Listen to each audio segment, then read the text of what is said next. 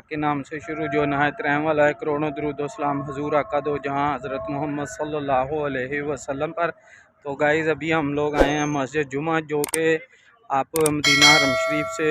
مسجد قباء کی طرف آئیں گے، جو روڈ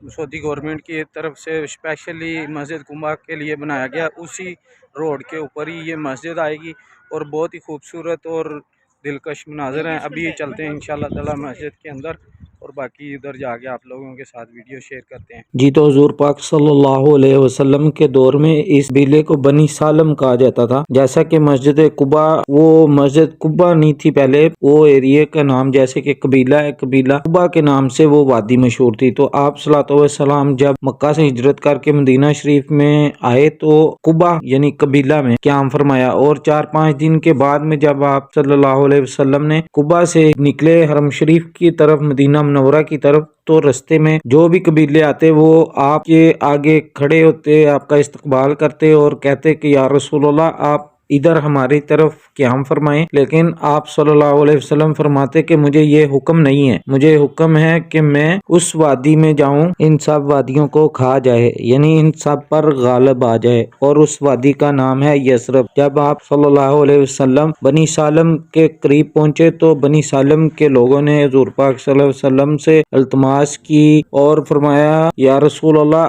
آپ ادھر اس جگہ پر قیام کریں، ہم لوگ اچھے جنگجو ہیں، اچھے تیر کمان ہیں، آپ کو اگر مکہ کی طرف سے کوئی خطرہ ہوگا تو سب سے پہلے ہم لوگ جانے دیں گے۔ تو اس وقت آپ صلی اللہ علیہ وسلم نے اس جگہ پر قیام فرمایا اور اس مسجد میں جمعہ ادا کیا، اور اسی نسبت سے اس مسجد کا نام مسجد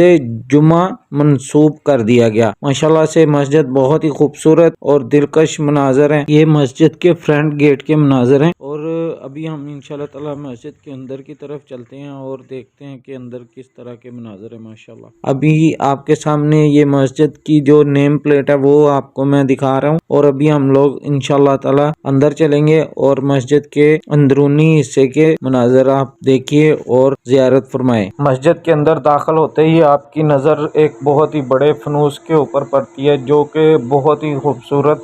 اور انتہائی دلکش مناظر پیش کر رہا ہے۔ مسجد کے محراب کے سینٹر میں یہ لگا ہوا ہے، اور ماشاءاللہ سے ریڈ کارپیٹ اور مسجد کی خوبصورتی کو بڑھا رہا ہے۔ اور یہ آپ کے سامنے مناظر ہیں کہ مسجد کے اندرونی حصے کی صفائی اور اس کے جو کلین کارپیٹ ہے اس کی صفائی کی جا رہی ہے، اور یہ مسجد کا محراب اور اس کے خوبصورت جو خطوط کے اوپر مینشن ہے، ماشاءاللہ سے بہت ہی خوبصورت اور دلکش مناظر پیش کرتے ہیں۔